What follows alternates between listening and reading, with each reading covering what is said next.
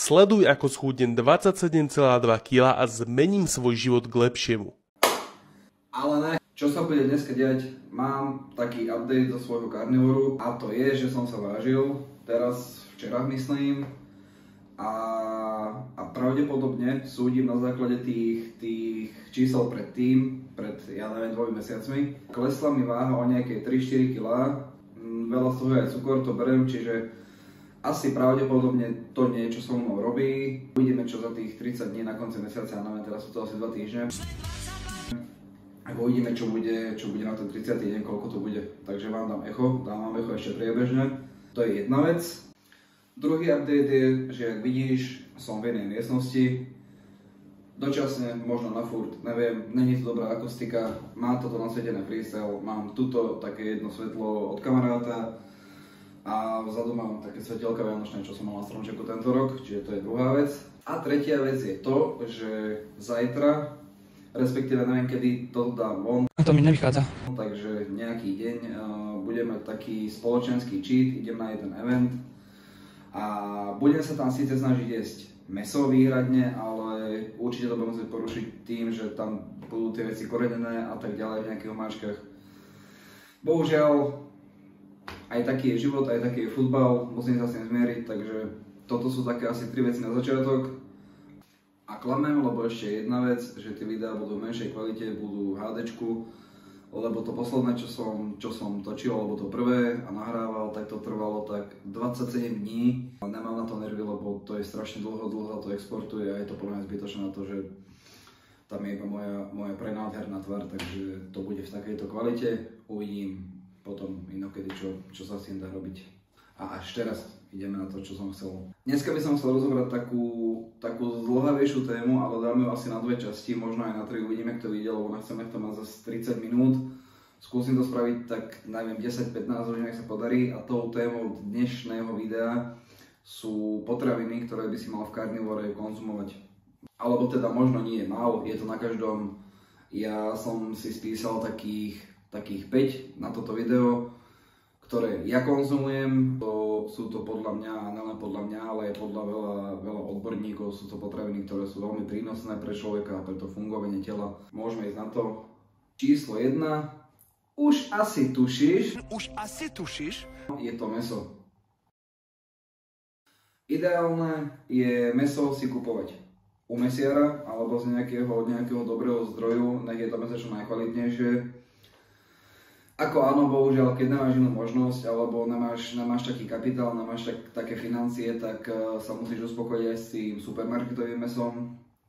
Nevadí, je to lepšie ako nič, ale stále platí ideálne je behnúť si nejakému mesiarovi, takému malému, čo mu dôveruješ, čo vieš, že má kvalitné a čerstvé mäso a kupovať tam. Ako vieš, že pri tých kvantách, čo zješ, tak tých pár centov až eur na kile, ja si myslím, že ťa to nespasí a z druhej strany si vyradil všetky tie ostatné veci preč, takže malo by to byť OK.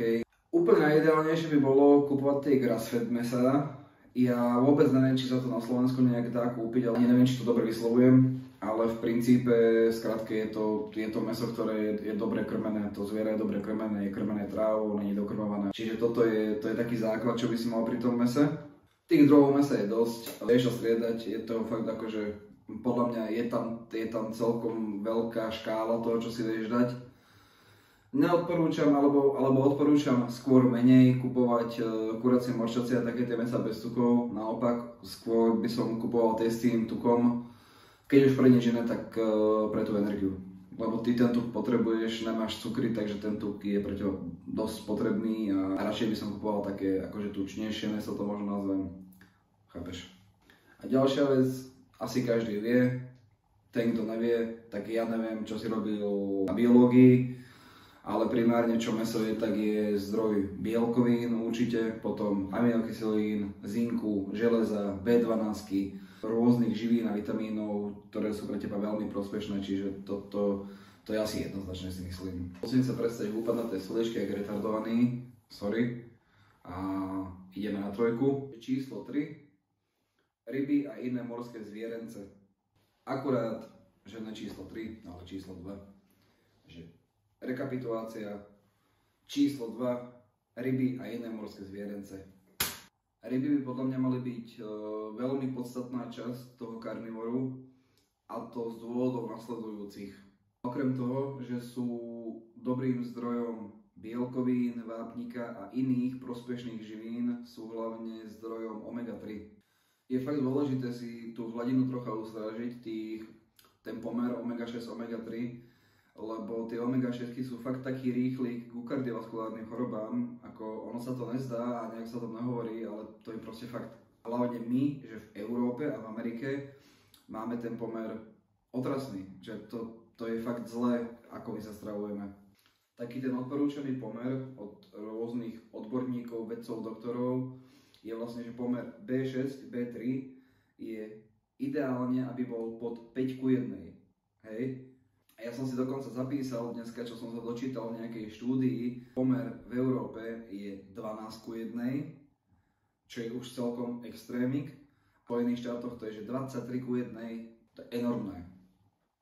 Takže rybičky určite konzumovať v karnivore, konzumovať ich všeobecne a celkovo si viac strážiť asi tie omega-3.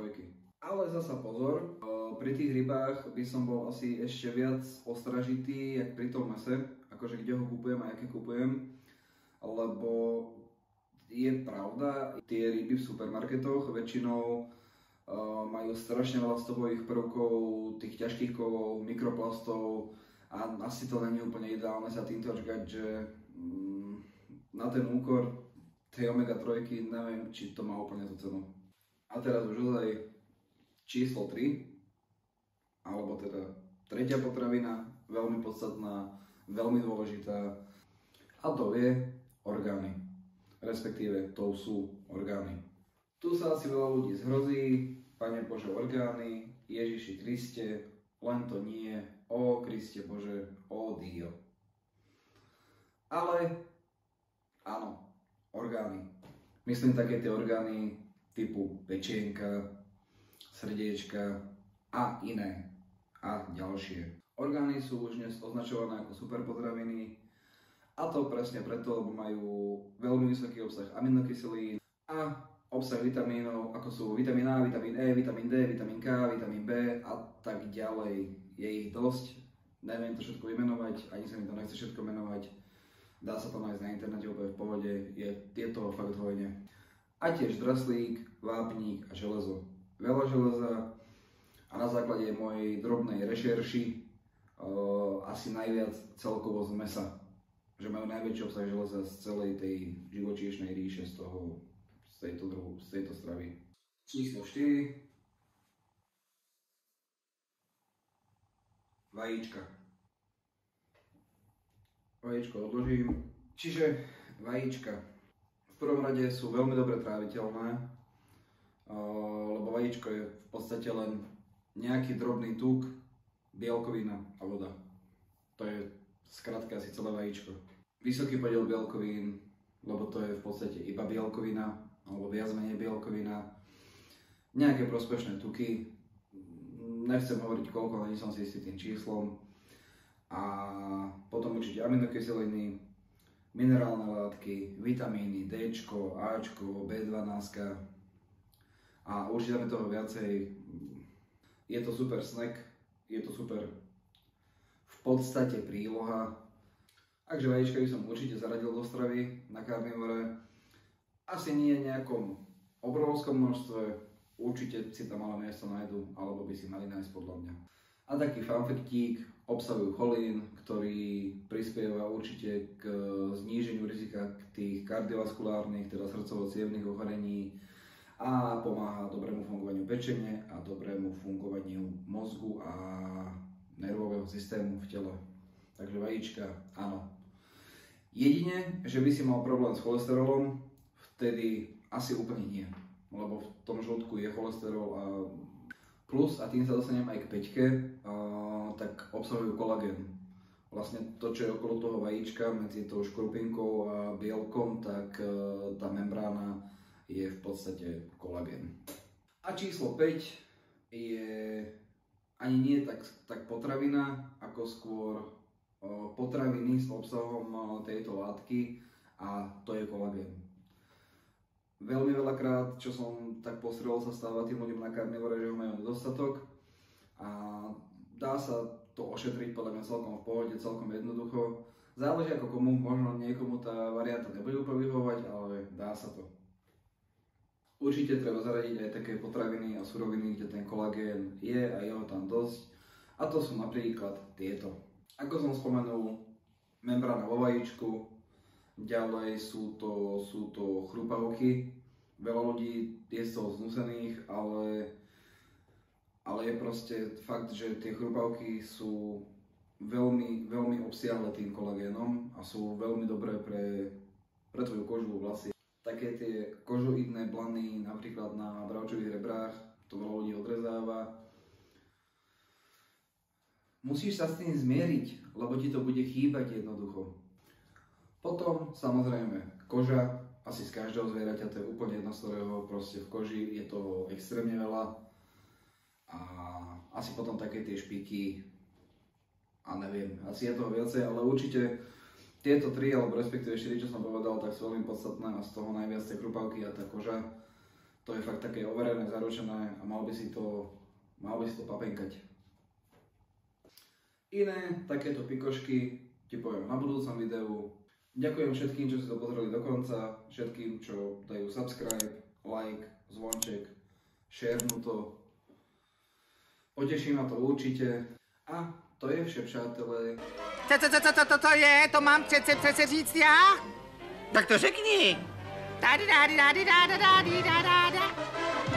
To je konec. Jaj, a ešte vlastne čaukyček.